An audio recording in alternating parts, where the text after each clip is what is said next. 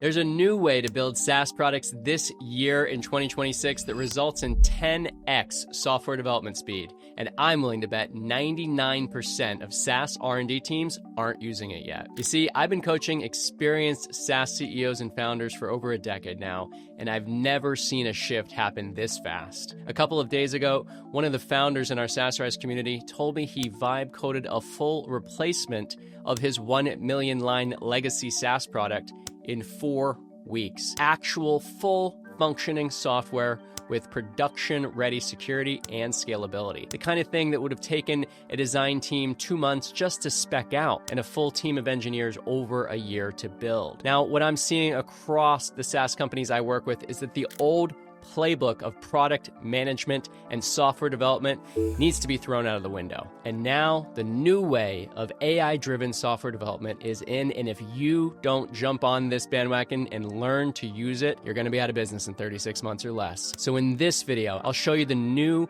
AI coding workflow that's letting SaaS teams ship features in days instead of months. I'll cover the exact tools that are actually working right now, and I'll explain how to restructure your team so you're not wasting money or time on a process that's actively becoming obsolete. So let's get into it. The old model is out.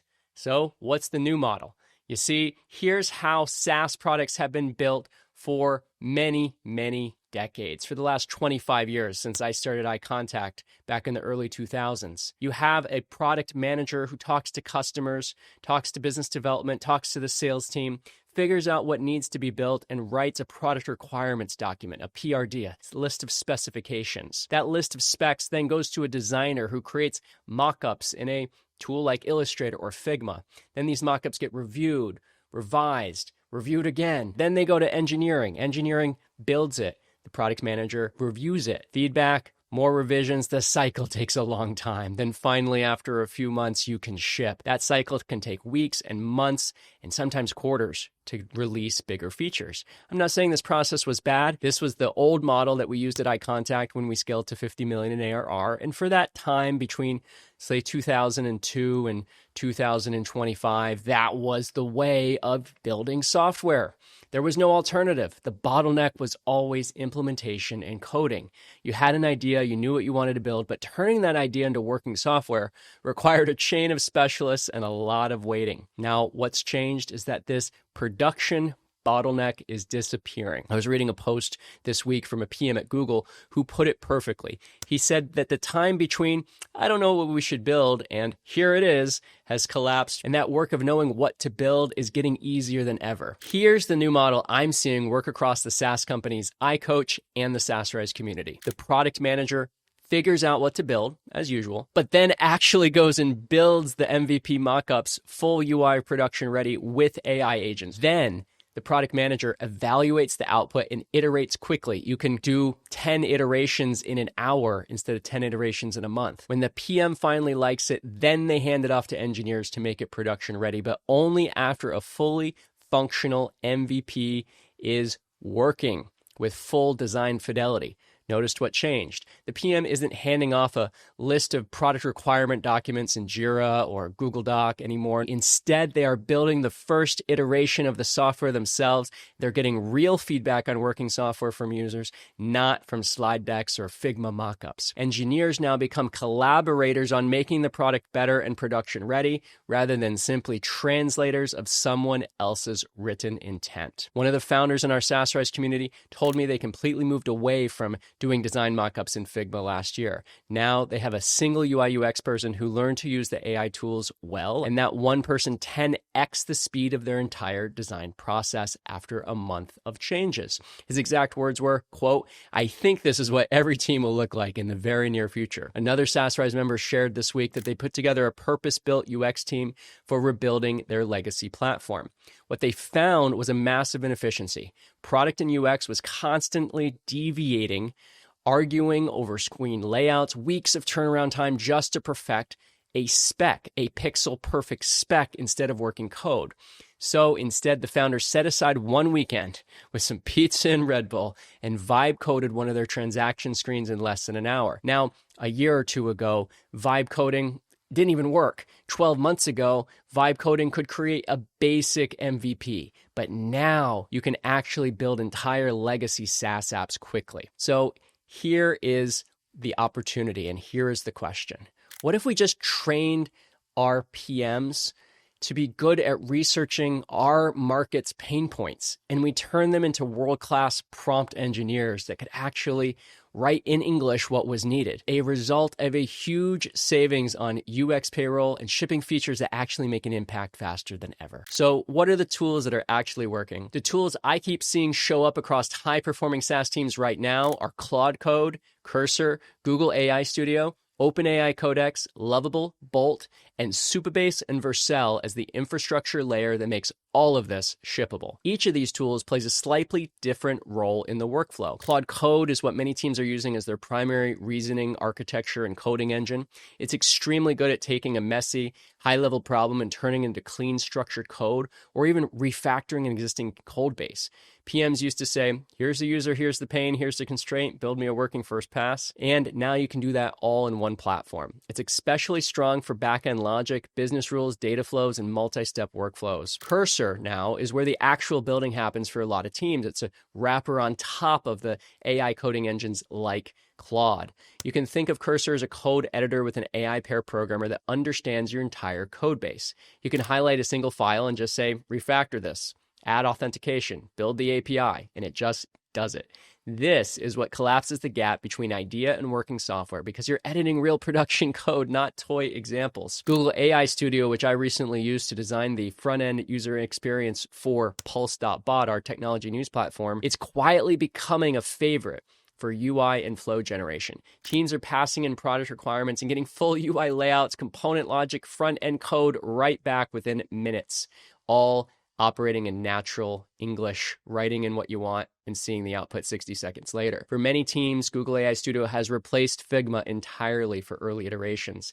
Instead of debating mockups, you're reacting to a working interface on the web or on mobile right away. Now, OpenAI Codex is a great tool, and it's strong when you want precision inside an existing system. Engineering teams are using Codex for the make this production ready tasks, adding tests, handling edge cases, refactoring, and documentation. Now, on the rapid prototyping and UI side, Lovable and Bolt show up a lot too. Lovable is used to spin up clean, usable UIs incredibly fast. You just describe what you want, describe who the user is and the job to be done, and it generates a working front end you can immediately click through and then bring into the other platforms quite quickly. Now, Bolt, it's more full stack oriented. People use it to go from idea to deployed app in a single session. And it's very popular for internal tools, MVPs, dashboards, and early customer facing features that don't need to be perfect yet.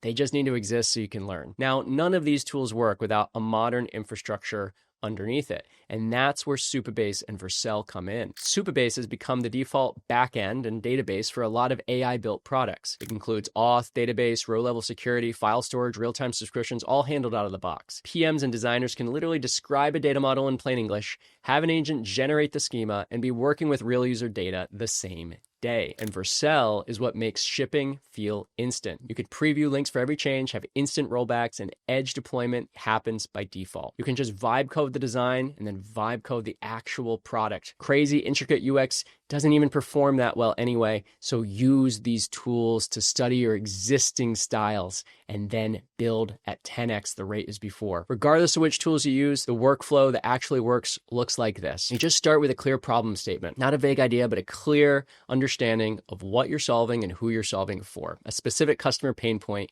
with constraints. You just feed that in English or whatever language you speak to an AI agent, along with real context on who the user is, what they care about, what good looks like, what you've already tried, and then you let the agent build a first pass. Then you react to it, you guide it, you iterate it, and you make changes. And within a couple hours, you have something you can actually use and test. The quality of what the agents produce is directly proportional to the context you feed it. And this is something I keep hearing from the PMs who are quite effective and fast with these tools. They maintain lightweight context docs that they reuse across projects, user descriptions, problem statements in the customer's own words, examples of good output, constraints that actually matter. When you do that, the output fits shockingly well. The tool matters less than the building the muscle of working with agents every day. So why does this matter for your team structure? Well, here's where AI coding gets strategic. If you're running a SaaS company right now, you need to think about what this means for your entire R&D and product team. The old model required a lot of people in that translation layer, that assembly line.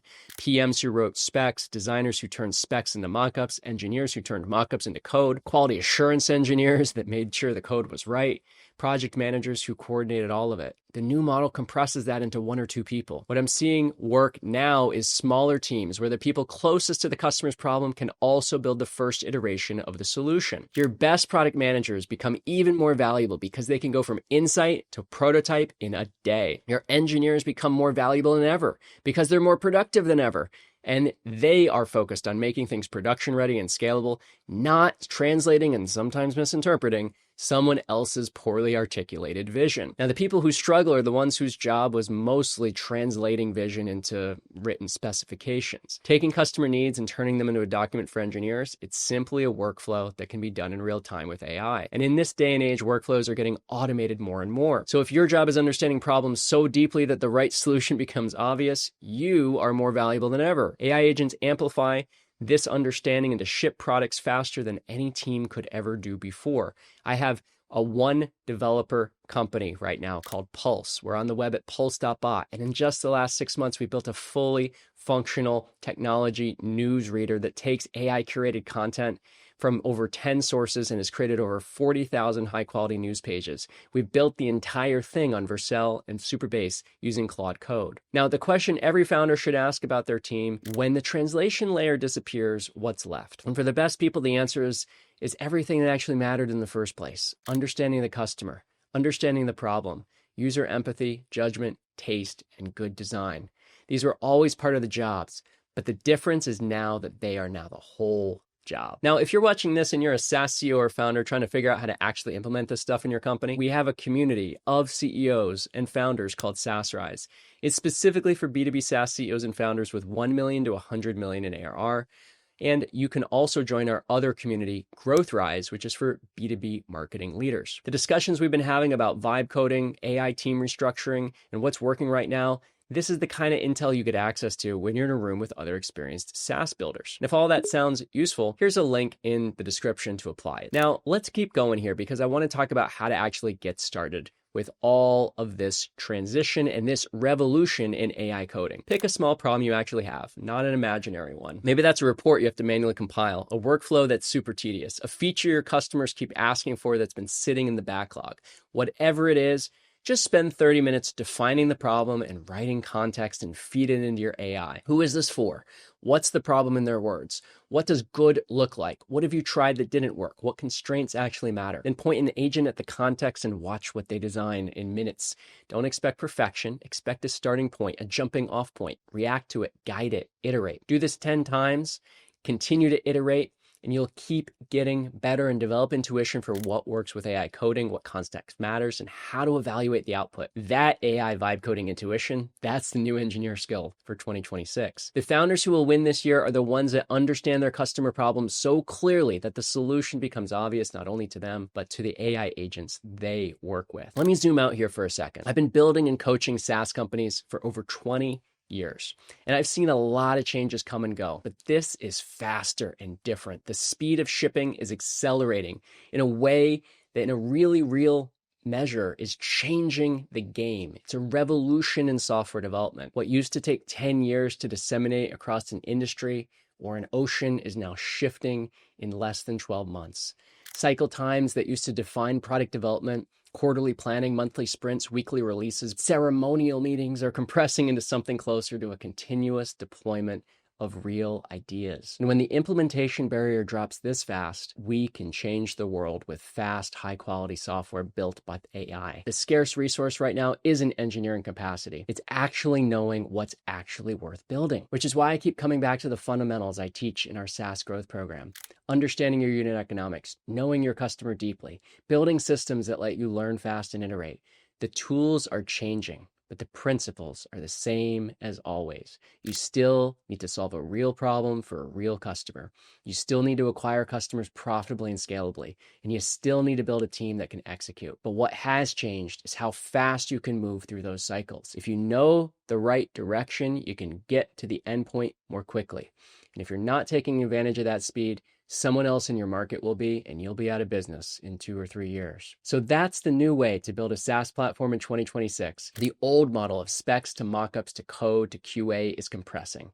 The people who can shape problems clearly and work with AI agents are shipping faster than ever. And the team that restructure around this new AI reality are going to have a massive advantage. Now, if you want to go deeply on how to actually scale a B2B SaaS company, and you want to see exactly how one of the top SaaS companies in the world is applying these principles right now, click here to see how clay.com scaled to over $100 million in ARR, where I break down their exact growth engine and why they're winning so big in this new era.